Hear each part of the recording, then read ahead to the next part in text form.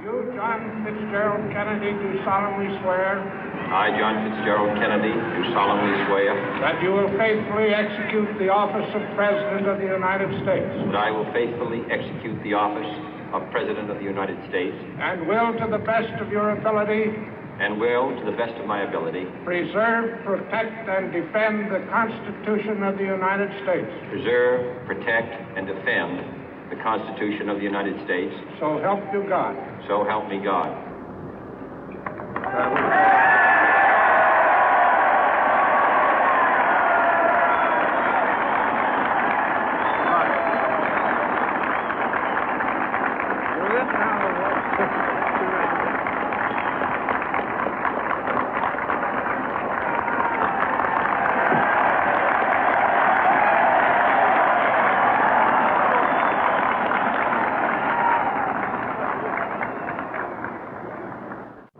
Vice President Johnson, Mr. Speaker, Mr. Chief Justice, President Eisenhower, Vice President Nixon, President Truman, Reverend clergy, fellow citizens. We observe today not a victory of party, but a celebration of freedom, symbolizing an end as well as a beginning, signifying renewal as well as change.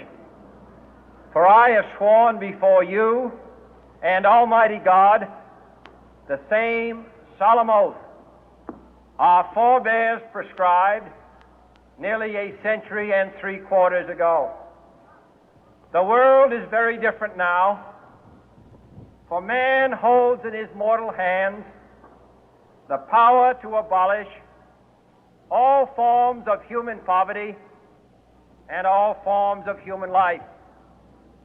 And yet the same revolutionary beliefs for which our forebears fought are still at issue around the globe. The belief that the rights of man come not from the generosity of the state, but from the hand of God. We dare not forget today that we are the heirs of that first revolution.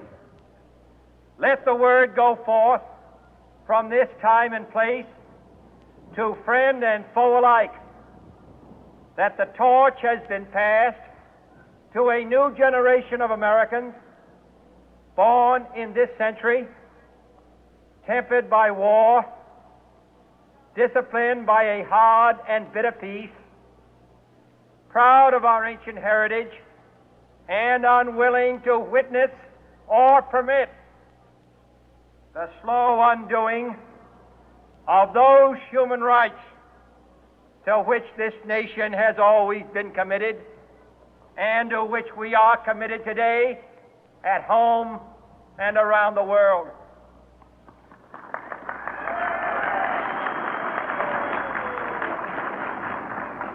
Let every nation know, whether it wishes us well or ill, that we shall pay any price, bear any burden, meet any hardship, support any friend, oppose any foe to assure the survival and the success of liberty.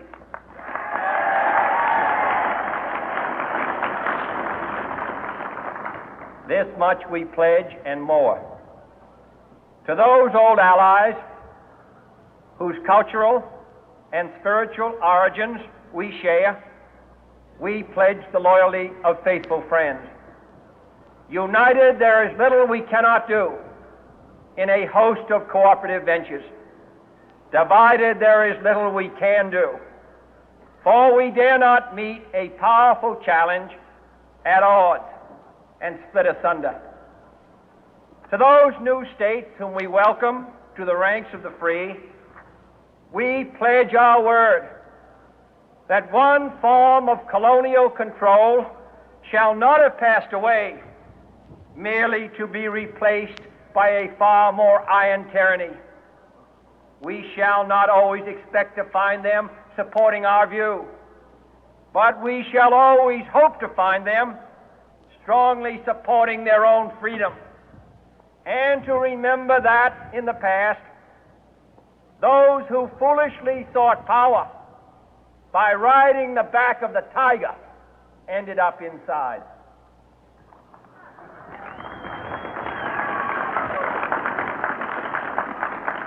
To those people in the huts and villages of half the globe struggling to break the bonds of mass misery, we pledge our best efforts to help them help themselves for whatever period is required, not because the communists may be doing it, not because we seek their votes, but because it is right. If a free society cannot help the many who are poor, it cannot save the few who are rich.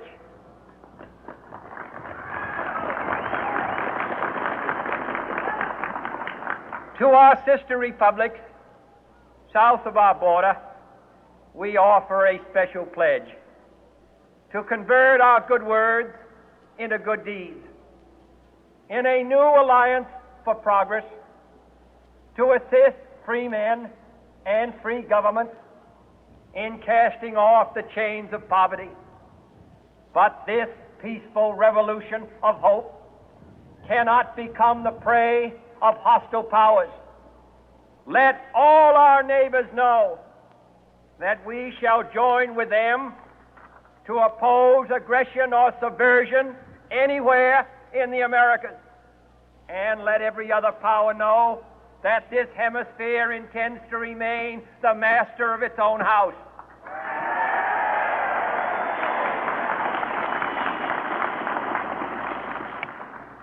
To that World Assembly of Sovereign States, the United Nations, our last best hope, in an age where the instruments of war have far outpaced the instruments of peace, we renew our pledge of support to prevent it from becoming merely a forum for invective, to strengthen its shield of the new and the weak, and to enlarge the area in which its writ may run. Finally, to those nations who would make themselves our adversary, we offer not a pledge, but a request that both sides begin anew the quest for peace. Before the dark powers of destruction, unleashed by science, engulf all humanity in planned or accidental self-destruction, we dare not tempt them with weakness, for only when our arms are sufficient beyond doubt can we be certain beyond doubt that they will never be employed.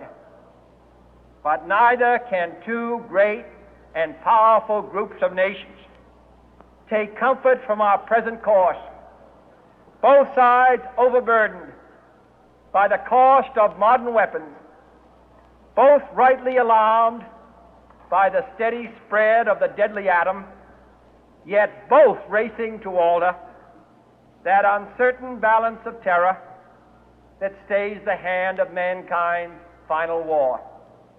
So let us begin anew, remembering on both sides that civility is not a sign of weakness, and sincerity is always subject to proof. Let us never negotiate out of fear, but let us never fear to negotiate.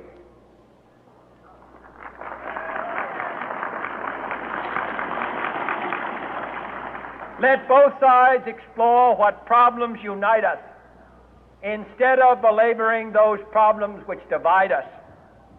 Let both sides, for the first time, formulate serious and precise proposals for the inspection and control of arms, and bring the absolute power to destroy other nations under the absolute control of all nations.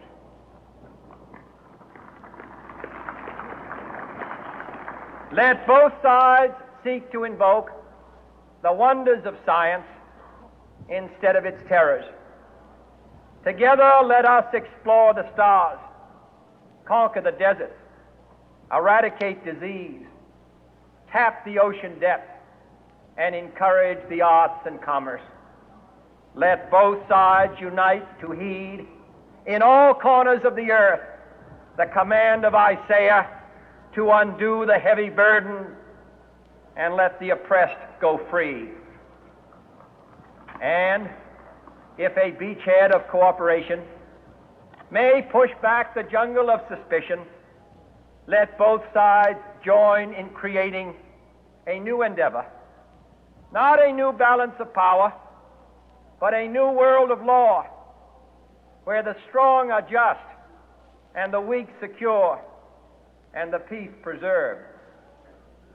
All this will not be finished in the first 100 days, nor will it be finished in the first 1,000 days, nor in the life of this administration, nor even perhaps in our lifetime on this planet.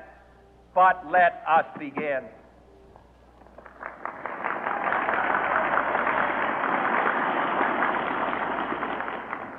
In your hands, my fellow citizens, more than mine, will rest the final success or failure of our course. Since this country was founded, each generation of Americans has been summoned to give testimony to its national loyalty. The graves of young Americans who answered the call to service surround the globe. Now the trumpet summons us again, not as a call to bear arms, though arms we need, not as a call to battle, though in battle we are, but a call to bear the burden of a long twilight struggle, year in and year out, rejoicing in hope, patient in tribulation, a struggle against the common enemies of man, tyranny, poverty, disease, and war itself. Can we forge against these enemies a grand and global alliance, north and south, east and west, that can assure a more fruitful life for all mankind? Will you join in that historic effort?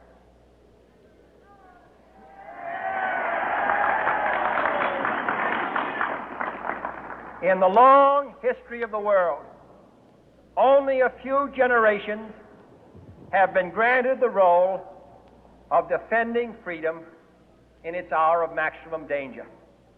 I do not shrink from this responsibility. I welcome it.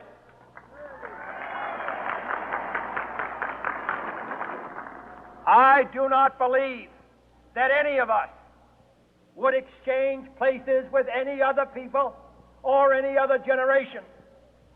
The energy, the faith, the devotion which we bring to this endeavor will light our country and all who serve it.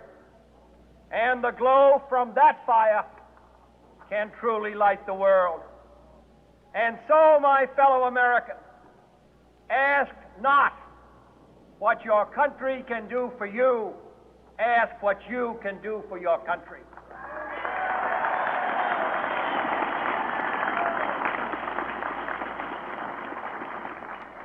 My fellow citizens of the world, ask not what America will do for you, but what together we can do for the freedom of man.